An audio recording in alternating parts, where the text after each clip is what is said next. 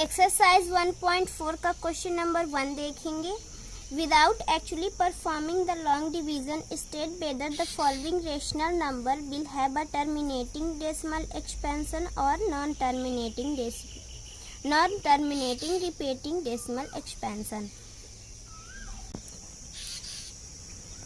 हमें without division के ये बताना है कि जो भी हमें नंबर दिए गए हैं, जो भी रेशनल नंबर दिए गए हैं, उनका जो डेसिमल एक्सपेंशन होगा वो टर्मिनेटिंग होगा या non terminating repeating decimal expansion होगा।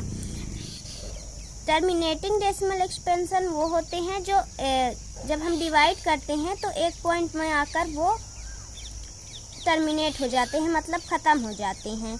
और non terminating repeating decimal expansion वो होते हैं कि जब हम डिवाइड करते हैं तो वो रिपीट होते जाते हैं, उनका कोई मतलब वो इन्फिनिटी तक डिवाइड होते हैं, उनका कहीं पे वो टर्मिनेट नहीं होते हैं। तो हमें जो भी नंबर दिए गए हैं उनको बताना है कि वो टर्मिनेटिंग है या नॉन टर्मिनेटिंग है। तो पहला क्वेश्चन हमारा है 13/3125।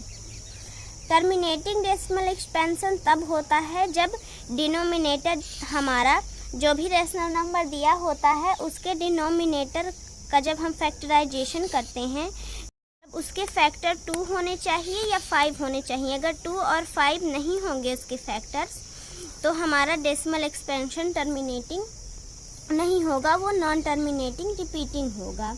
और 2 और 5 बस आए, अगर 2 के अलावा 3 या 7 ये कुछ और आएगा तब भी हमारा डेसिमल एक्सपेंशन नॉन टर्मिनेटिंग और रिपीटिंग ही होगा।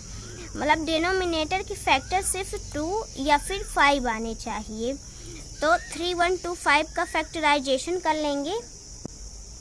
3125 का फैक्टराइजेशन करने पर हमारा 5 की पावर 5 आया, मतलब 5 को 5 टाइम्स जब मल्टीप्लाई करेंगे तो 3125 आएगा। मतलब हमारा डिनोमिनेटर 5, हमारे डिनोमिनेटर का फैक्टराइजेशन करने पर उसमें उसका फैक्टर 5 आया है, मतलब ये टर्मिनेटिंग डेसिमल एक्सपेंशन होगा इसका।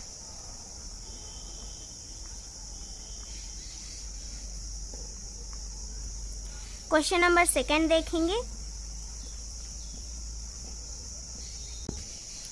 क्वेश्चन नंबर 2 है 17/8। 8 का फैक्टराइजेशन कर लेंगे। 8 का फैक्टराइजेशन करेंगे तो 2 इंटू में 2 मतलब 2 हमारा 3 टाइम्स आया है। 8 का फैक्टराइजेशन करने पर 2 हमारा उसका फैक्टर आया है, मतलब ये टर्मिनेटिंग होगा।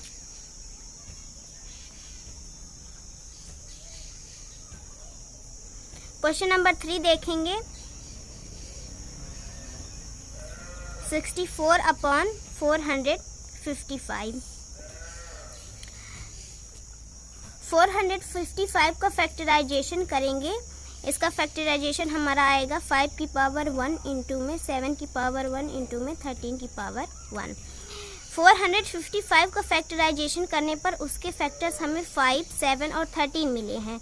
यहाँ पर फैक्टराइजेशन करने पर फैक्टर 5 तो है पर उसके साथ 7 और 13 भी हैं, तो ये हमारा नॉन टर्मिनेटिंग और रिपीटिंग डेसिमल एक्सपेंशन हो जाएगा।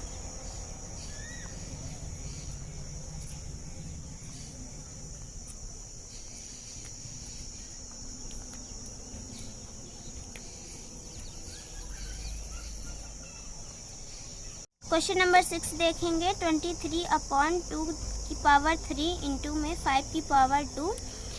23/2 की पावर 3 इंटू में 5 की पावर 2 हमारा 2 इंटू 5 की फॉर्म में है, तो ये नॉन टर्मिनेटिंग और रिपीटिंग होगा।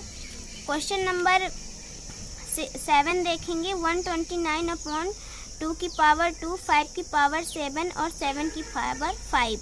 यहाँ पर 2 और 5 तो है फैक्टर, पर 7 भी साथ में है, इसीलिए ये नॉन टर्मिनेटिंग और रिपीटिंग होगा।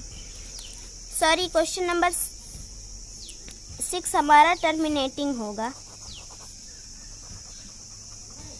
यहाँ पर हमारा 2 और 5 के फॉर्म में है फैक्टर। क्वेश्चन नंबर 8 देखेंगे। 6/15 इसको डिवाइड कर लेंगे, 3 2 जा 6, 3 5 जा 15, तो हमारा आएगा 2/5। यहाँ पर डिनोमिनेटर में हमारा 5 है फैक्टर, तो ये टर्मिनेटिंग हो जाएगा। क्वेश्चन नंबर 9 देखेंगे, 35/50, इसको डिवाइड कर लेंगे, 5 7 जा 35, 5 10 जा 50, तो हमारा आंसर आएगा 7/10। 10 का फैक्टराइजेशन करेंगे तो 2 × 5 के फॉर्म में आएगा और ये हमारा टर्मिनेटिंग हो जाएगा। क्वेश्चन नंबर 10 देखेंगे, 77/210, इसको डिवाइड करेंगे, 11 7 जा 77 और 7 11 जब 77 हो जाएगा और 7 3 जा 21, तो 7 30 जा 210। 11/30 का फैक्टराइजेशन करेंगे तो हमारा आएगा 2 × में 3 × में 5। यहाँ पर 2 और 5 के साथ हमारा 3 भी है फैक्टराइजेशन करने पर इसका फैक्टर, तो ये हमारा नॉन टर्मिनेटिंग और रिपीटिंग हो जाएगा। और क्वेश्चन नंबर 11 देखेंगे, 987/10,500, यहाँ पर डिनोमिनेटर और न्यूमिनेटर दोनों का फैक्टराइजेशन कर लेंगे। न्यूमिनेटर का फैक्टराइजेशन करेंगे तो हमारा 3 × में 7 × में 47 आएगा, और डिनोमिनेटर का फैक्टराइजेशन करेंगे तो 2 की पावर 2 × में 3 × में 5 की पावर 3 × में 7 आएगा। 3 से 3 कैंसिल आउट हो जाएगा, 7 से 7 कैंसिल आउट हो जाएगा, हमारा बचेगा 47/2 की पावर 2 × में 5 की पावर 3।